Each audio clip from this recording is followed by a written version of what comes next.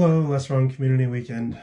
I'm very sorry I couldn't be there. I'm still in isolation from a long bout of COVID that started about 3 weeks ago, hence this video address. If there are any sudden cuts in the stream, it's probably because I started coughing and couldn't stop. When I was first offered the chance to speak at your community weekend, I leapt at it because in my mind, the development of human rationality is not quite on the right track. And I was excited about the chance to make the case to all of you. According to me, the current state of rationality is sort of like an exercise gym filled with state-of-the-art equipment and 0 gym members. This is a slight exaggeration, but not by much. Even the people who are really into rationality are much more like designers who are adding more and more pieces of equipment to the gym, and not very much like users who actually show up regularly to train on that equipment. The problem is not that we need yet another variant on an exercise bike. It's that none of the people who would benefit from even old-fashioned dumbbells come by on a regular basis to use them. That's my thesis, more or less, and I think I now have about half an hour to flesh it out. To start off this talk, I'd like to pause for a moment and turn your attention to the fact that there must be something that you want. Without goals, without desires, without preferences between various possible future states of reality, there's no point in talking about rationality or effectiveness or anything related to improving the way that you see and think and decide. So I'm going to put 30 seconds on a clock. And in that 30 seconds, I'd like you to try to pull something that you want into the center of your attention. Ideally, this will be an important thing, not something trivial or easy, but something that cuts close to the heart of the kind of person that you want to be and the kind of world that you want to live in. Something that matters to you, that you will not acquire or achieve by default.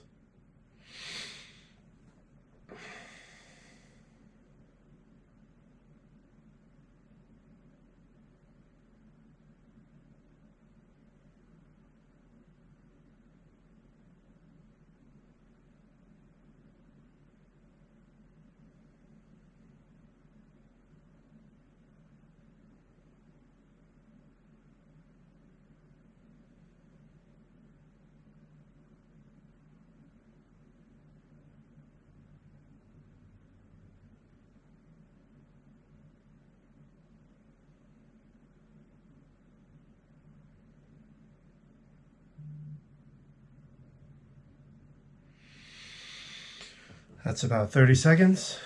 You may not all have something booted up in your mind. 30 seconds is not a particularly long time. But I will note as a passing comment that if you don't know after 30 seconds of thinking, this means that the question I just asked is likely one that you haven't considered lately or ever considered at all. And according to me, that is a problem in its own right. I think it's important that we know the answer to the question, what do we want? What do we care about? I agree that it's not an easy question. I'm not saying that you should have been able to come up with an answer from scratch in 30 seconds. What I'm saying is that ideally you would have already put hours and hours into that question here and there over the years. And those 30 seconds we just spent would have been you just calling up an answer that you already had. If you don't know what you want, if in 30 seconds you can't put your hands on at least one of the 5 most important pieces of your utility function, I claim this is a problem in its own right, and it might be worth not only asking yourself this question, but also asking yourself how you somehow made it this far without having already done so. There may be an important blind spot there. But our time here is limited, so that becomes homework. For now, what I'd like to talk about is this concept of defaults. Human beings have autopilots, essentially. Many people in the rationality community think of this in terms of taps, trigger action patterns. We pick up habits of thought and action, some from our genetics, some from our environment, some through intentional effort. It's our autopilots that allow us to drive cars with only half of our attention, and to navigate conversations even when we're not quite sure what's going on, and to feed and clean and clothe ourselves without having to effortfully monitor every individual step. Most likely, you are on autopilot right now and have been at many points during the day, shaking hands, making small talk, regurgitating the same old tired sentences about where you're from and what you're working on. I don't mean to belittle our autopilots, by the way. I'm grateful for mine, and I think you should be grateful for yours. But the thing about an autopilot is, it only knows what it knows. It can only navigate in familiar territory according to familiar principles. It is by definition not a tool for novel situations and for doing things differently. You could think of the world as having an autopilot too. Mostly the world's autopilot is just physics, weather and tectonics and so forth, but there's also the interaction of all of our autopilots, culture and economies and the stuttering march of progress. All of these things happen with only intermittent guidance or control. Mostly the systems run themselves. And just like with an individual person, sometimes that system goes well and sometimes it goes badly. Sometimes it results in slave trades, and sometimes it results in smallpox cures. Sometimes it lifts 1 million people a month out of poverty every month for a decade, and sometimes it leads us to launch world wars and have COVID lockdowns. These are the defaults. This is the world that we live in if we do not exercise conscious agentic control. The world where you make a New Year's resolution, but then you sort of simply never think of it again, because that new thing does not fit within your current natural system, and so it just sort of never comes up again. Citation needed, but I claim that most people have limited access to executive control.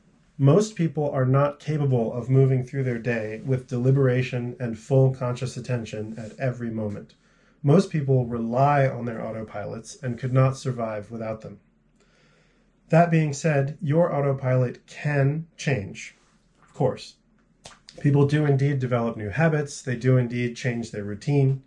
Sometimes, not as often as we'd wish and not as easily as we'd like, the defaults are sticky. It's very easy to slide back into the flow of things and very hard to push into a new direction and stably stay there. There's a picture that I like to draw for people at workshops and conferences. It's a very simple diagram. It is almost as simple as possible. It looks like this. Here, you see a future with two possible states. One that you like and one that you don't. This is the world where you get the thing that you want, and this is the world where you do not. This is you on a timeline that could end up in either place. Right now, both outcomes are possible. They're both consistent with what we see in the world around us. If not, then they aren't real options. They're fabricated ones. But ideally, there's some wiggle room, some degree of agency and hope, some sense that you can influence the outcome and put yourself more in one world than the other. And sort of by definition, the world that you end up in by default is the bad one.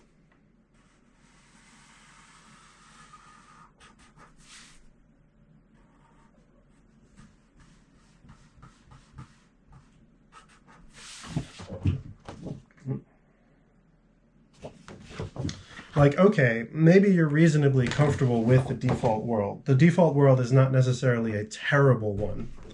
But if there's something that you want, something that you do not have, something that you do not expect to have, except if you cause things to go right in some particular way, then what we're looking at is a default world that ends up here, and a possible world that diverges at some point and goes in a different direction.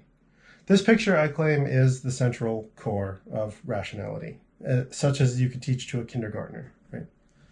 At the very least, unless something changes in the world, the default state is that you and I and everyone we ever love eventually ends up dead. So even if you have no specific ambition of your own, I nominate maybe making that not be the case. Like at the very least, we could try not to all die. I'd like you to pause for a moment and once again boot up that thing that matters to you. that thing that you want, the thing that you care about, that will not happen if everything goes according to habit and reflex.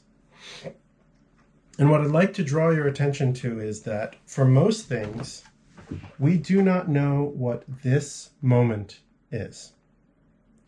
We do not actually know, for most possible divergences, what is the actual moment where we switch from one track to the other.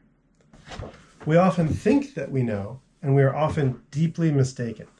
As a small, trivial toy example, I'd like to offer you my own explorations into a habit of eating too many cookies.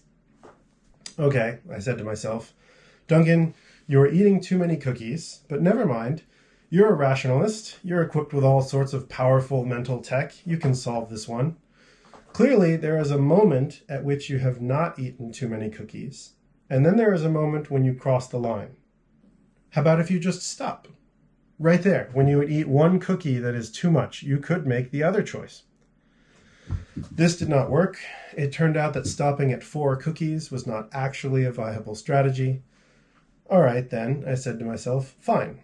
The moment must be earlier. Maybe it's when I'm taking the cookies down out of the cabinet.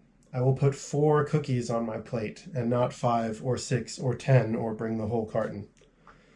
This also failed. That, as it happened, was not the moment that mattered. Perhaps it's the moment when I choose to eat cookies at all. Maybe I can just say no cookies.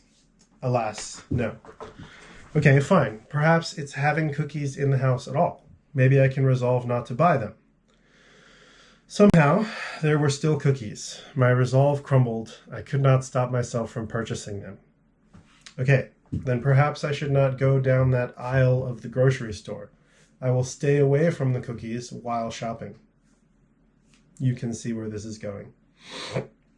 It turned out, in this silly, low-stakes, very easily understandable problem, it turned out that the moment that mattered, the moment of divergence, actually was located in the parking lot outside of the store when I placed my hands on the metal of the shopping cart. That was the moment, my investigation revealed, when I was both sufficiently attentive to the problem to remember to consider it at all, as opposed to being fully on autopilot and not thinking about it, but also sufficiently distant from the cookies to not be irrationally swayed by their power, by their allure. What's important about this anecdote is not the particular moment that worked for me. You probably do not even have this cookie problem, and if you do, there will be some other moment that will work for you. We are unlikely to share exactly the same autopilot with exactly the same flaw. What's important, I claim, is that I was wrong about which moment mattered. I was wrong in my preconceptions about where the timeline split. I was wrong over and over, multiple times, and I kept on being wrong. I kept thinking that the choice was ahead of me, when in reality, the moment that mattered had already passed. And it wasn't until I'd put significant effort into investigation and experiment that I discovered this fact, the fact that the timeline was splitting further back than I thought. Stepping away from cookies for a moment and thinking about the things that truly matter to us, thinking about our deepest desires, our most central goals, the things that make the difference for us between a world worth living in and one that's not, I claim with substantial confidence from my experience working with many, many people, that you do not know which moment matters. For any large and interesting problem, anything that's even the slightest bit mysterious or complex, you are unlikely to know where the moment of divergence lies. You might know it for something as simple as eating too many cookies, but even there, you can be wrong, as I was, repeatedly. Your first guess will be wrong most of the time. Your second guess will be wrong most of the time. If the problem were as easy as we tend to think it is, it would not still be a problem. We tend to believe that we understand the causality of this world much more than we actually do. It's comforting to assume that we know what causes what and how to arrange things such that A will lead to C instead of to B. It's comforting to think that we can just make things happen if we try hard enough. And the thing is, we can if we try hard enough. The message here is not give up because everything is too complicated and nothing can be achieved. But the actual trying is not guaranteed for most of us. Somewhere along the way, we forget, we get distracted, we lose sight of the goal, we slide back to our defaults, and then we end up here. So this then is the first half of my challenge to all of you here at the Less Wrong Community Weekend. Identify the moments that matter. Actually identify them. Don't just trust your first reflexive guess as to where they must be, obviously. Don't trust your brain when it reassures you that you already know. Go out and look for them. Investigate them. For every problem, for every goal, consider how you would know when you have switched from one track to the other. What the difference is between being here, and how you can tell them apart. Learn to pay attention to what is actually happening rather than what we've sort of plastered over our observations. Learn how to actually study, how to observe without prejudice, how to gather data without leaping prematurely to conclusions. It starts with humility, with patience, with a recognition that if it were really this easy, we'd have already solved it. By the way, the easiest way to test whether you've actually found the moment that matters is to try using that knowledge to achieve your goal. If it works, and it keeps working, then hooray, you have in fact done it. But if it doesn't work, or if it works a few times and then things slide stubbornly right back to the default state, then you have learned that you did not quite find the actual lever that you need. If I'd managed to be here at the conference with you, I would have run around repeating this all weekend long. Where is the moment that matters? Where is the moment that matters? Have you identified the moment where things switch from being consistent with the good outcome to being inconsistent with it? How do you know? How can you be sure? Since I'm not here, I have to recruit you all to ask this question of each other and of yourselves.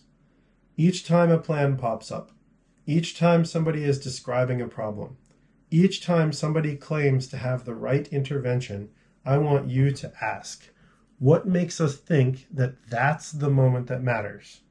And what if we're wrong? You do sometimes actually know. I'm not recommending decision paralysis, but I am recommending that you start to keep track, that you start to notice all the times that we're wrong in our assumptions, that you pay attention to how tricky, how sticky the defaults are, that you realize that it's often extremely non-obvious which domino you need to knock over to set up the right chain reaction. There are moments that matter, and we do not know which ones they are, and recognizing this is the first step. Noticing that there's a question, that we do not already possess the answer, is the beginning of the process of finding the real answer. That's the first part of my challenge to you. The second part is a little bit shorter, but no less important. It also has something to do with time and how we slot into it. You see, I've noticed a distressing pattern among rationalists, myself and my colleagues included, and that pattern is this. People are eminently rational, except when it actually matters. People are reasonable, except in the moment when we most need them to be reasonable. People are observant, except in the moment when we most need them to see clearly. People are effective and agentic and thorough, except when they're tired or bored or triggered. It's like the old joke about how the lost item is always in the very last place that you look. People are surprisingly rational a lot of the time, except, of course, in the lead up to disaster. Often when I point this out, and it's true of me too, to be clear, people get defensive. They argue, well, nobody's perfect, and they point out that if they're rational for 59 minutes out of every hour, shouldn't that count for something? Especially if other people are only rational for 30 minutes out of every hour, or 20, or 0. And it does. It does count for something. But from another perspective, if 99 moments out of 100 don't matter, and you're rational in all of those, right? All of them except the crucial one. Is that really a thing worth bragging about? Is that really a skill worth being proud of? We do not need, as a species, people who get all the questions right except the important ones. We as individuals do not want rationality that abandons us at precisely the critical moment. And yet, I claim that is largely what we have. People are rational until their emotions run high. People are rational until there is an intractable high-stakes disagreement. People are rational until they are tired or hungry or confused. Much of the development of rationality over the past 10 years has been creating more and more tools to put into the toolkit. More techniques, more study of heuristics and biases, more things like prediction markets and betting algorithms and debugging tips and life hacks. This is good. This is progress. But it's all for nothing if we don't notice the opportunities to pull the tools out of the toolkit and actually apply them. If we don't pull the right tool out of the toolkit at the right moment. If we don't help each other pull the right tools out of the toolkit. Some of the worst, the most devastating, the most absolutely inexcusable failures of rationality that I myself have ever witnessed took place in groups of self-identified rationalists, all of whom happened to go crazy together at the same moment. Groups of rationalists supporting each other in a temporary abandonment of rationality are even worse than regular people doing so, because the rationalists will all look at each other and reassure one another and trust one another's reassurances. 2 decades ago, rationality was largely a pre-paradigmatic field. We had very little in the way of concrete tools and techniques. Now, rationality is much more like the fields of exercise and sports medicine. Our skills are still nascent. There is still a lot that we don't know, but we know enough that we could do really, really well if we only actually applied the knowledge that we have. The best exercise routine is one that you will actually get up and do, not one that seems impressive on paper.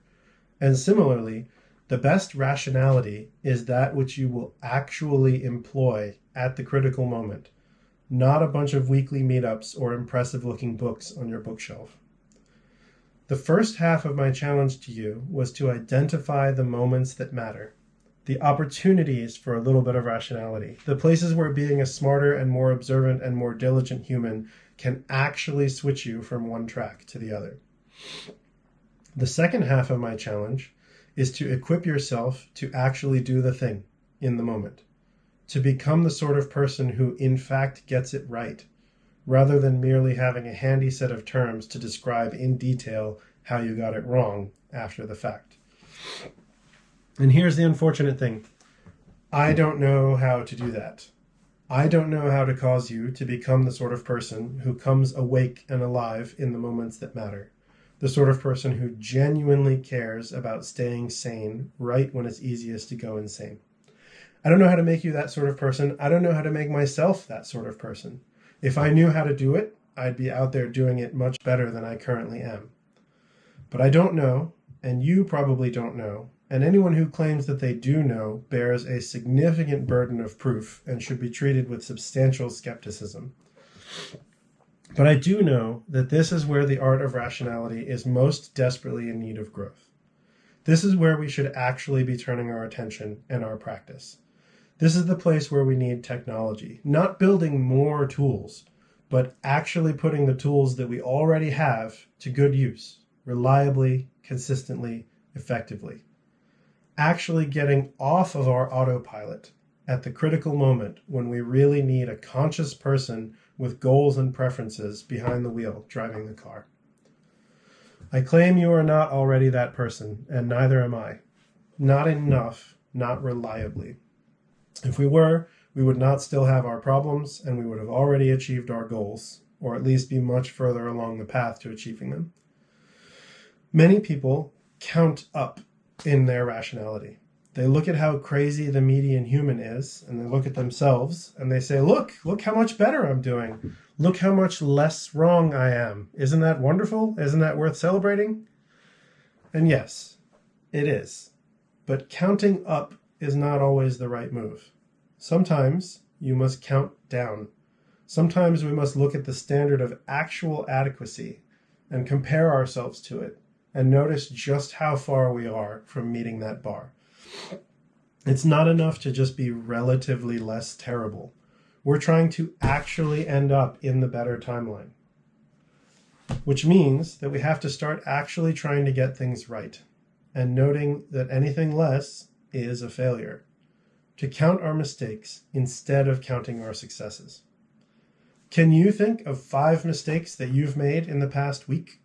5 times that you made a choice that was less than ideal according to your own values? I'm going to pause for a moment to let you actually think.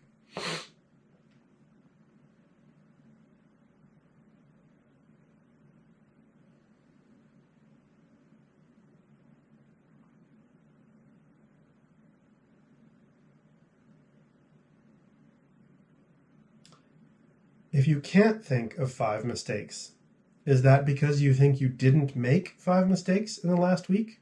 Or is it just because you're not used to recording and indexing them? It's okay to fail, by the way. The road of progress is paved with endless failure. Think about my Oreo story. I was wrong, and then I was wrong, and then I was wrong, and then I was wrong, and then I was wrong, and then I was wrong, and then I was wrong. If we expect ourselves to get things right away, we're just setting ourselves up for demoralization. The only way to improve is to become comfortable with the idea that we will get it wrong over and over and over again and not let that be a deterrent. But it is time to start catching the moments that matter and actually doing the right thing with those moments. It's time to start noticing the moments that matter, and it's time to start actually being rational as we navigate them. In a moment, you will get up from this chair and go on about the rest of the weekend, and from there, the rest of your life.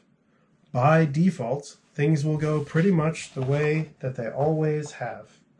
If you want them to be different, if you want something better than what will happen by default, now is the moment to start figuring out how.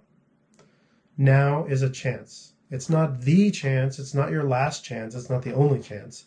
But now is an important chance to start figuring out how to be awake in those moments when you will wish, later, looking back, that you'd properly had your wits about you.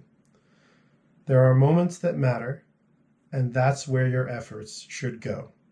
Everything else is theater. Okay, before you go anywhere. So that is the end of the keynote speech proper. However, in the original plan, where I was going to be physically on stage with you, we were going to do much more interactive back and forth. There were going to be prompts, and then you guys were going to talk with each other and then share some things back up with me, and that was going to be folded in and part of the flow of the keynote speech.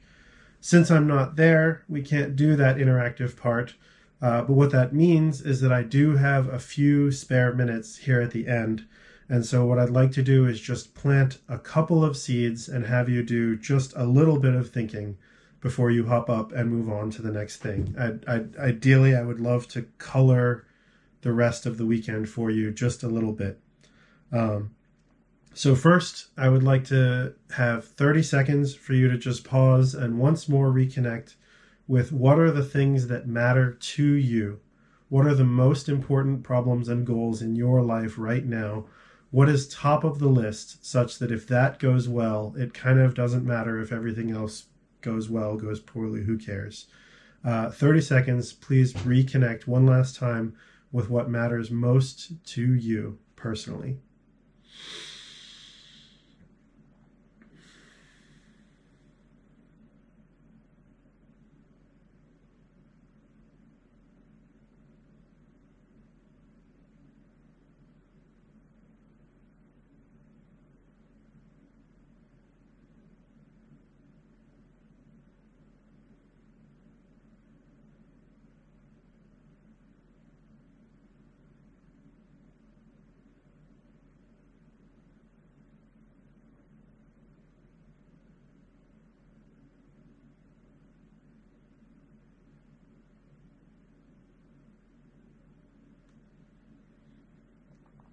Okay, for my next prompt, what I would like you to do is choose one thing off of your list, one area of investigation, one problem, one goal, one domain, and I'd like you to try to figure out sort of 3 layers of guesses as to what might be the moments that matter. So what's your first guess as to a critical moment on this path? And if that turns out to be wrong, what would your next guess be? And if that also turns out to be wrong, what would your next guess be? So I'll pause again and give you time to think.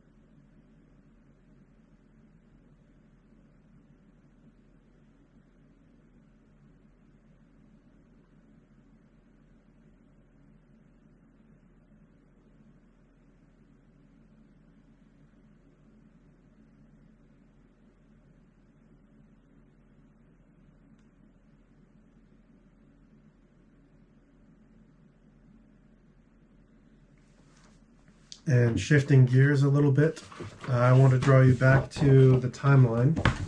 And what I'd like you to do is consider this moment and this moment. And I would like you to ask yourself, how could you tell the difference between these 2 moments? In other words, if you had just ended up shifting onto the right track or the wrong track, if you had missed the moment of divergence and you were here or here, how could you tell which? What is the difference between this place and this place? What can you observe? What would you feel? How can you notice when you are here versus here, or here versus here? What distinguishes these 2 timelines? What is observable? What is detectable? Where would you look if you were trying to figure out which timeline you were on? Take 30 seconds.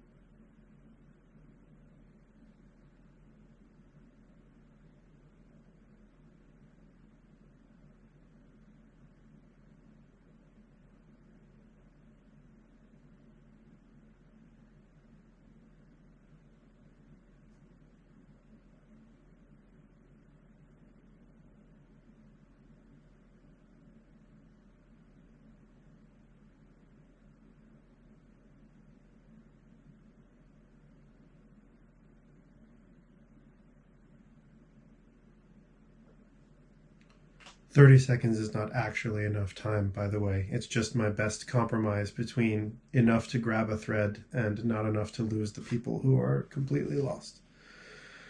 My last prompt before I let you go is, what if everything I have said over the last half hour is just wrong?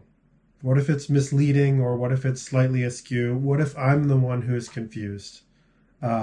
What then? If it turned out, if you were to discover that I was wrong about this being the right place to focus, what would be your next guess? If I'm wrong about what you should be doing, what do you think you should do instead? Take 30 seconds to think.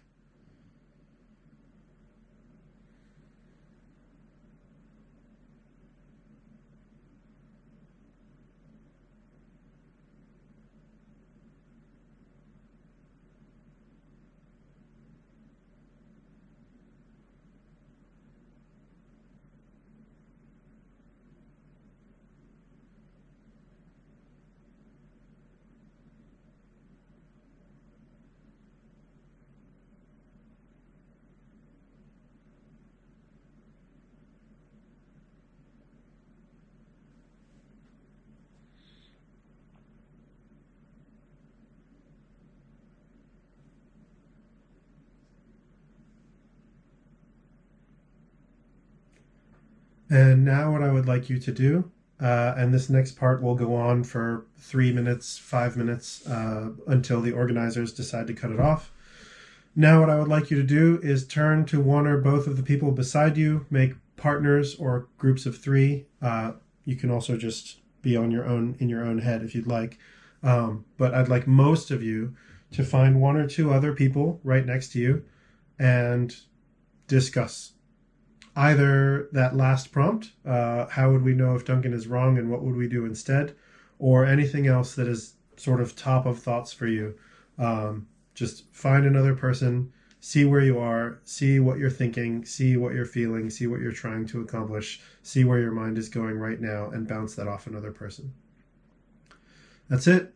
Thank you all again very much. I'm very sorry I couldn't be there. Please make the most of it. Good luck.